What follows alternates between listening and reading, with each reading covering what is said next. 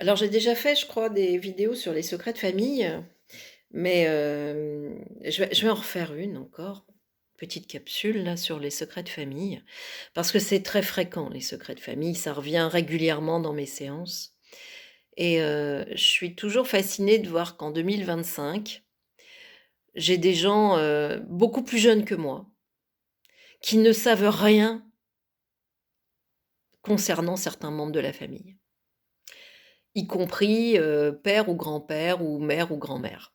C'est-à-dire très proches, des personnes très proches dans l'arbre généalogique. On n'en parle pas dans la famille. J'ai eu une femme récemment, elle connaît même pas le prénom de son grand-père. Il y en a, ils savent même pas ce que faisaient les grands-parents comme travail, où est-ce qu'ils vivaient, c'était quoi leur métier, c'était quoi leur vie, combien il y a eu d'enfants. Ils savent pas. On est à 1, 2 générations. Il y a un tel poids, on ne parle pas de ça dans la famille. Ah non, c'est tabou, on n'en parle pas. Bah oui, mais sauf que moi, quand je travaille, quand les gens viennent me voir pour un sujet, ils viennent pas me voir par rapport à leur famille, hein, jamais ils m'en parlent, c'est pas ça le sujet. Ils viennent me voir parce qu'ils trouvent pas de boulot, parce qu'ils sont mal dans le travail, parce qu'il y a une situation récurrente, peu importe le sujet. Parce qu'ils ont mal là, j'en sais rien moi.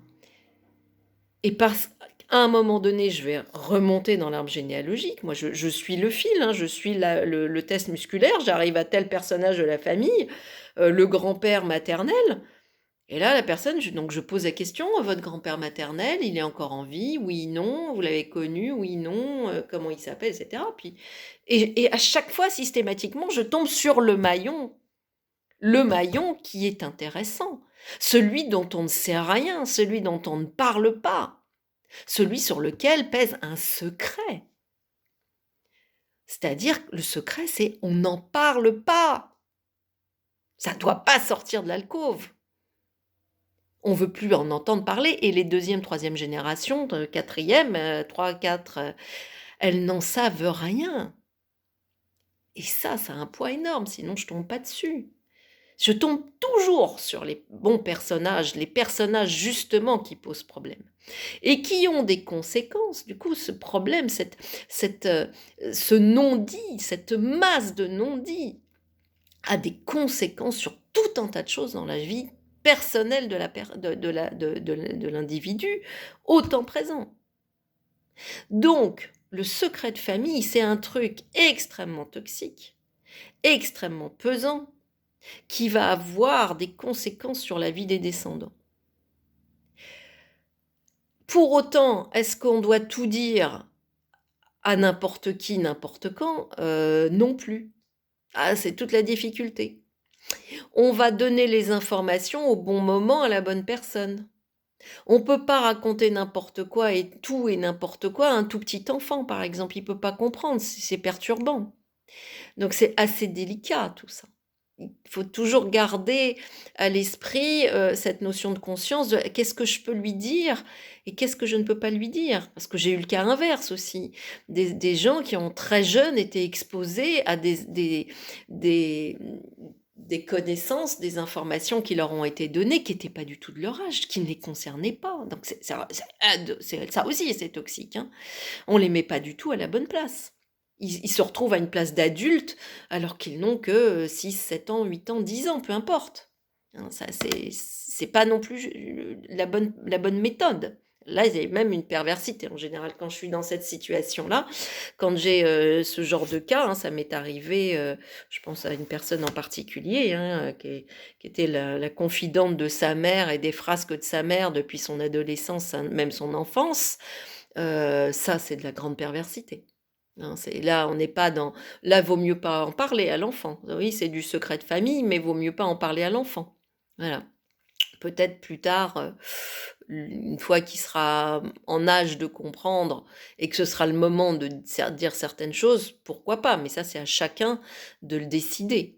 Mais toujours de pouvoir le décider avec cette connaissance, cette notion que qu'est-ce que je peux faire pour éviter qu'il y ait une information, un événement qui se transforme en secret de famille toxique et en même temps de ne pas tout dire parce que j'ai mon jardin secret, parce qu'il y a aussi la sphère privée et que tout le monde, n'importe qui ne peut pas être exposé à n'importe quoi.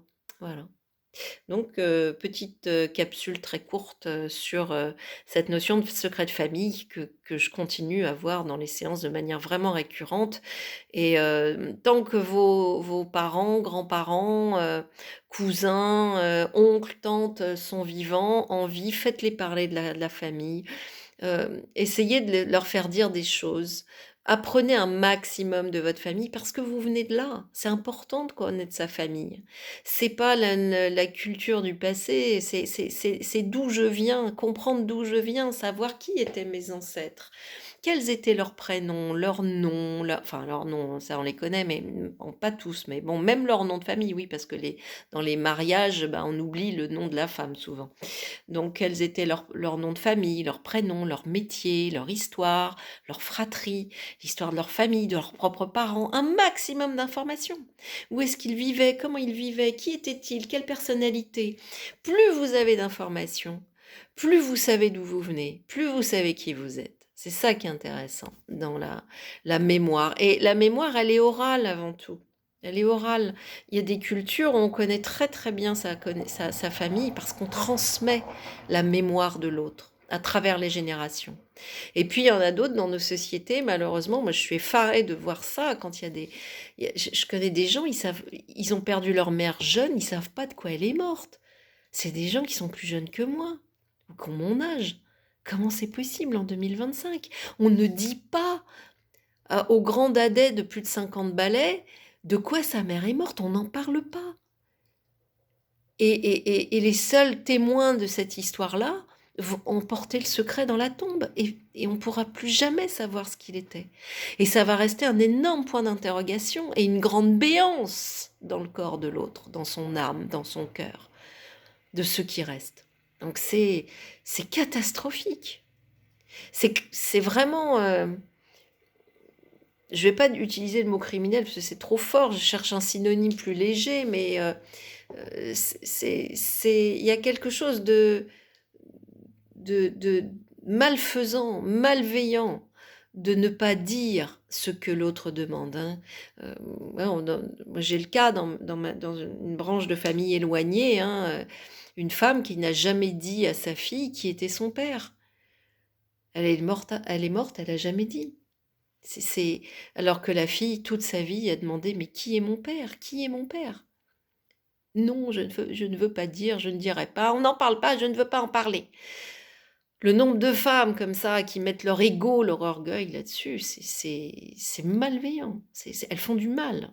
Elles vont porter ça dans leur tombe et ça va nuire sur les autres et ça leur nuira aussi à elles parce que pour moi, il y a une vie après la vie, hein, la mort est un passage et il est pas si facile que ça et de l'autre côté, c'est pas si facile que ça et on a des comptes à rendre, à se rendre à soi-même, hein, bien sûr, hein.